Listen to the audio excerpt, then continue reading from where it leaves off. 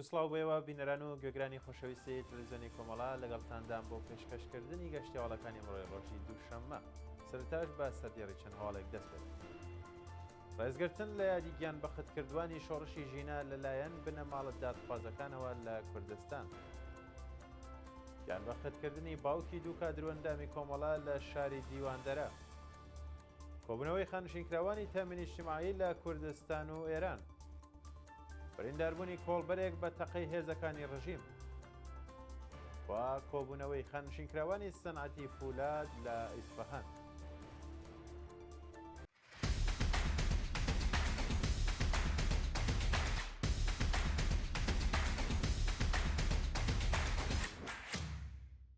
ڕێزگرتن لە یادی گیان بەختکردوانی شۆڕشی ژینە لەلایەن بنەماڵە دادخوازەکانەوە لە کوردستان.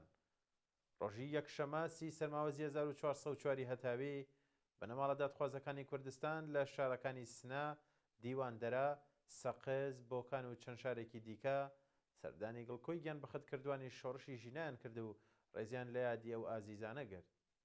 بە پێوێنانەی کە بەدەستمان گەیشتوون، بنەماڵەکان بە بەدەستەوەگرتنی وێنەی گیان بەختکردوانی شۆڕشی ژن ژیان ئازادی و دانانی گوڵی سوور لەسەر گڵکۆی ڕۆڵە قارەمانەکانی کوردستان دەست بە جەنایەتەکانی ڕژێمی کۆماری ئیسلامی ناڕزایەتیان دەربڕی و جەختیان لەسەرەوە کردەوە کە تا کاتی سزادانی تاوانباران و وەدی هاتنی ئاواتی ڕۆڵەکانیان بەردەوام ئەبن لە خەبات و تێکۆشان.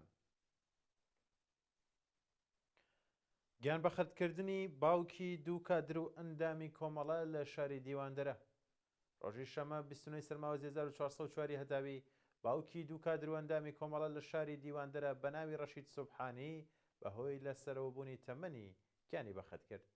نابراو لە ساڵی 1370 هەتاوی لە بنەماڵێکی زەحمەتکێش و لە گوندی کێلەکە و لە دایک بوو و دەورانی منداڵی لە ئەو گوندە بەسەر برد. دواتر بەهۆی ئەوەی کە بنەماڵەکەی ملکەچی زوڵم و زۆری ئاخاوخانەکانی ئەو ناوچەیە نەبوون، بە ناچاری شوێنی نیشتەجێبوونی خۆیان بەجێهێشت و بۆ گوندی مەرەور سەر بە ناوچەی ساراڵ کۆچیان کرد. کاک ڕەشید هەموو ژیانی بەڕەنج و زەحمەت بۆ بژێوی ژیانی بنەماڵەکەی تێکۆشا و پاش پەیوەستبوونی هاوڕێ ناسر سوبحانی بە ڕیزەکانی خەبات و تێکۆشانی پێشمەرگەی کۆمەڵا ڕوبەڕۆی زوڵم و ئەشکەنجەی هێزەکانی جنایەتکاری ڕژێمی کۆماری ئیسلامی بوو. بەڵام هیچ کات کۆماری ئیسلامی نەیتوانی چۆک بە ئەو خۆشەویستە دابات و تا کۆتە هەناسەکانی وەفادار بە ڕێبازی گیان بەختکردوانی ڕێگای ئازادی مایەوە. شایانی باسە تەرمی ئەو خۆشەویستە بە بەشداری بەرینی خەڵکی ئازادی خواز، دۆستان و هاوڕێیان ئەسپەردە و پەیوەست بە کاروانی گیان بەختکردوانی ڕێگای ئازادی کرا.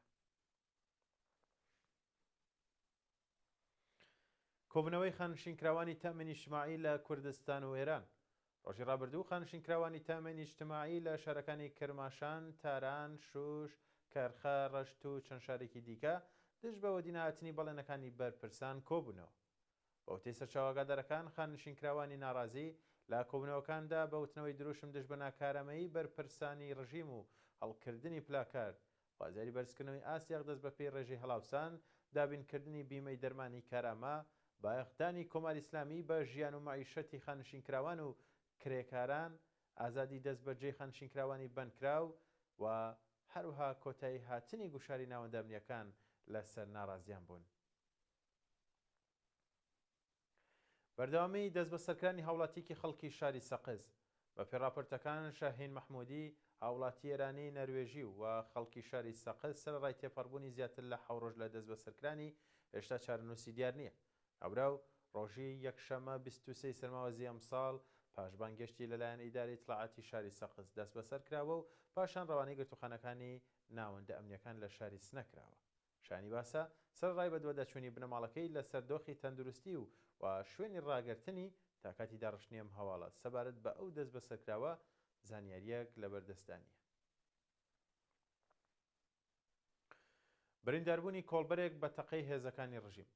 شەوی شەمە 29 سەرماوەز کۆڵبەرێکی خەڵکی گوندی تۆسەوران سەر بە شاری مەریوان بە تەقەی هێزەکانی ڕژێمی کۆماری ئیسلامی بە سەختی بریندار و ڕەوانەی نەخۆشخانە کراوە.